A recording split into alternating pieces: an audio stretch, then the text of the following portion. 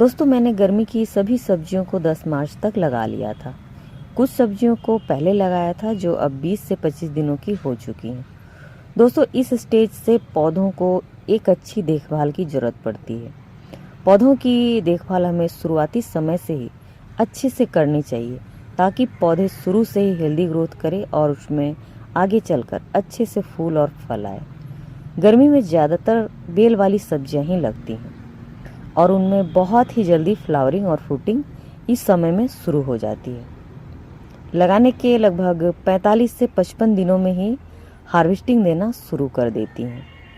इसलिए हमें शुरुआती समय से ही जो हमारे पास 1 से 1.5 महीने की समय होती है, उस समय में पौधों की हमें बहुत ही अच्छी देखभाल करनी चाहिए। इस समय में पौधे अपनी ग्रोथ पीरियड में होते हैं और इस समय में अगर उसे अच्छी देखभाल मिली तो पौधे बहुत ही स्ट्रॉन्ग और हेल्दी तैयार होते हैं और आगे चलकर सही समय पर इनमें बहुत अच्छे से फूल लगते हैं और फल भी बहुत ही हेल्दी तैयार होते हैं और सही समय पर हमें बहुत ही अच्छी हार्वेस्टिंग भी मिल जाती है। तो दोस्तों, पौधों को हेल्दी और स्ट्रॉन्ग बनाने के लिए शुरुआती समय से ही एक अच्छी केयर की ज़रूरत पड़ती है। तो आज मैं आप सबों को वही बताने वाली हूँ कि हमें शुरुआती समय से ही पौधों की कैसी देखभाल करनी चाहिए।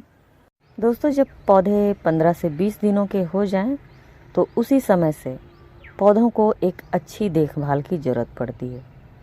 कई बातों का हमें ख्याल रखना होता है, तभी जाकर पौधे बहुत ही हेल्दी और स्ट्रॉन्ग तैयार होते हैं।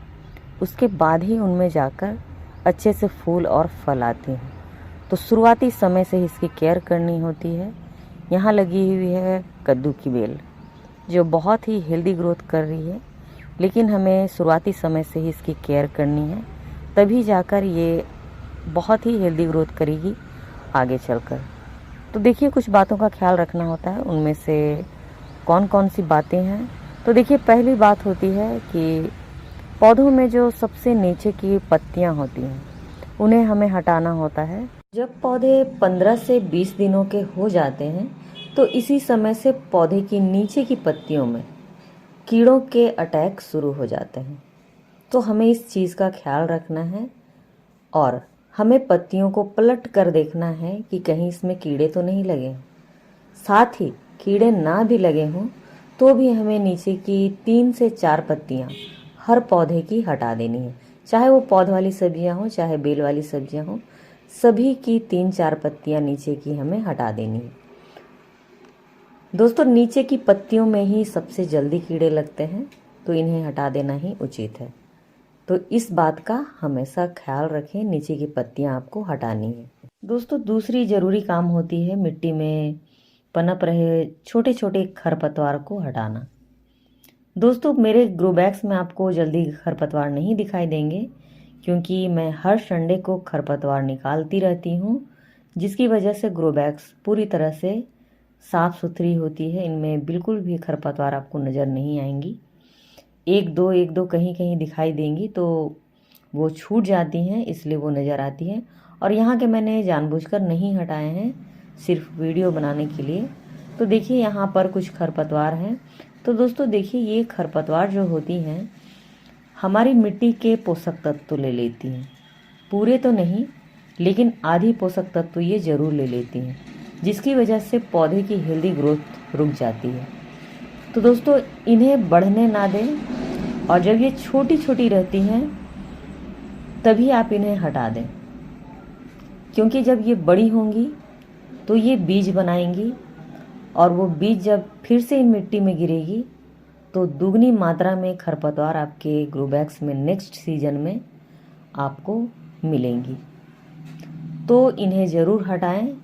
मिट्टी के पोषक तत्व भी लेती हैं और नेक्स्ट सीजन में ये बहुत अधिक हो जाएंगी, तो ऐसा होने ना दें और इन्हें हटा दें, क्योंकि जब ये बीज बनाती हैं तो बहुत मात्रा में बनाती हैं और फिर इन्हें निकालते निकालते आप थक जाओगे। इसलिए शुरुआती समय में जब ये छोटी छोटी होती हैं तभी आप निकाल दीजिए। आपके ग्रो बैग्स में ये बहुत ही कम मात्रा में निकलेंगी और आपके जो मिट्टी है, उनके पोषक तत्व हैं, सिर्फ आपके पौधे को मिलेगी और आपके पौधे जो है हेल्दी ग्रोथ करेंगे। तो दोस्तों इस बात का भी बहुत ख्याल रखें कि आपके ग्रो बैग्स में खरपतवार बिल्कुल भी नहीं होनी चाहिए, तभी आपके पौधे हेल्दी ग्रोथ करेंगे। पौधे को हेल्दी रखने के लिए ये काम करना भी बहुत ज़रूरी होता है, तो इसका भी ख्याल रखें और ग्रो बैग्स में खरपतवार बिल्कुल भी होने ना दें। दोस्तों तीसरी ज़रूरी काम होती है मिट्टी की गुड़ाई करना। मिट्टी की गुड़ाई करने से मिट्टी बहुत ही हल्की हो जाती है, भुरभुरी हो जाती है, जिसकी वजह से मिट्टी में ऑक्सीजन आसानी से आती जाती है। मिट्टी में बहुत आसानी से अगर ऑक्सीजन पहुंच जाती है तो पौधे की जड़ें जो हैं वो बहुत ही अच्छे से ऑक्सीजन ले पाती हैं और बहुत ही हेल्दी ग्रोथ करती हैं, जड़ें मजबूत होती हैं। तो मिट्टी की गुड़ाई करना बहुत ही ज़रूरी है। तो हर 15 दिनों में मिट्टी की गुड़ाई ज़रूर करें। जब भी इसमें खाद डालें, चाहे वो खाद लिक्विड हो चाहे वो खाद ठोस रूप में हो, आप इसकी गुड़ाई ज़रूर करें। दोस्तों चौथा काम है पौधे में खाद डालना। इस स्टेज में पौधे को नाइट्रोजन युक्त खाद चाहिए होती है उसके हेल्दी ग्रोथ के लिए, क्योंकि इस समय जड़ें ग्रोथ कर रही होती है, उसके तने ग्रोथ कर रहे होते हैं, उसकी पत्तियां बन रही होती है, नई नई शाखाएं बन रही होती हैं। तो सभी के अच्छे ग्रोथ के लिए हमें पौधे में नाइट्रोजन युक्त खाद डालनी है। तो मैं ले रही हूँ गोबर की खाद। दोस्तों इस समय में यहाँ पर बारिश हो रही है और 2-3 दिनों से हो रही है और 2-3 दिनों तक होने के चांसेस हैं, इसलिए मैं गोबर की खाद को ठोस रूप में डाल रही हूँ। आप इसका इस्तेमाल लिक्विड रूप में कर सकते हो।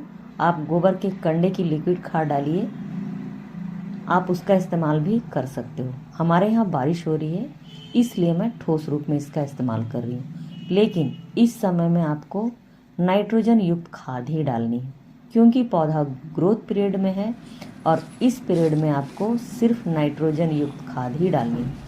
और जिस खाद में भी नाइट्रोजन मिलती है, जिस ऑर्गेनिक खाद में आपको नाइट्रोजन युक्त पोषक तत्व पाई जाती है, उसका इस्तेमाल आप कर सकते हो। दोस्तों अगर आपके यहाँ पर अभी मौसम ठंड है तो आप सरसों की खली का भी इस्तेमाल कर सकते हो।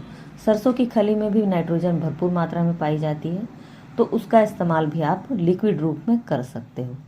मौसम गर्म हो तो इस सरसों की खली का इस्तेमाल ना करें, मौसम ठंडी हो तो आप इसका इस्तेमाल कर सकते हो।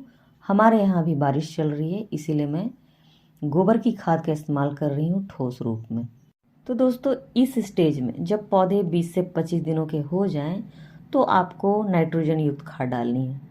नाइट्रोजन युक्त खाद के लिए आप गोबर की खाद का इस्तेमाल कर सकते हो, बर्मी कंपोस्ट का इस्तेमाल कर सकते हो, गोबर के कंडे की लिक्विड खाद का इस्तेमाल कर सकते हो, सरसों की खली का इस्तेमाल कर सकते हो अगर आपके यहाँ अभी मौसम ठंडी है तो इन सभी खादों का इस्तेमाल आप इस स्टेज में कर सकते हो, क्योंकि इस स्टेज में पौधे को सिर्फ नाइट्रोजन युक्त खाद ही चाहिए। तो इस स्टेज में आप इस चीज़ का ख्याल रखें कि पौधे को नाइट्रोजन युक्त खाद ही देनी है। दोस्तों 5वां काम करना होता है हमें पेड़ पौधों में इस स्टेज में कीटनाशक का छिड़काव करना। मैं अपने पेड़ पौधों में नीम ऑयल का छिड़काव करती हूँ। दोस्तों नीम ऑयल ऑर्गेनिक रूप में पेड़ पौधों पर बहुत ही कारगर और असरदार सिद्ध होती है, तो मैं नीम ऑयल का इस्तेमाल करती हूँ और हर 15 से 20 दिनों में एक बार अपने सभी पेड़ पौधों में इसका इस्तेमाल करती हूँ। दोस्तों आप इसकी जगह नीम के पत्तियों को उबालकर उसके पानी का भी इस्तेमाल कर सकते हो, वह भी बहुत असरदार होती है। जब मेरे पास नीम ऑयल नहीं होती है तो मैं इसका इस्तेमाल करती हूँ। और आप अपने तरीके से किसी भी कीटनाशक का इस्तेमाल कर सकते हो इस समय में, जिससे कीड़े पौधों से दूर रहे। बस आपको पौधों को कीड़े मकोड़ों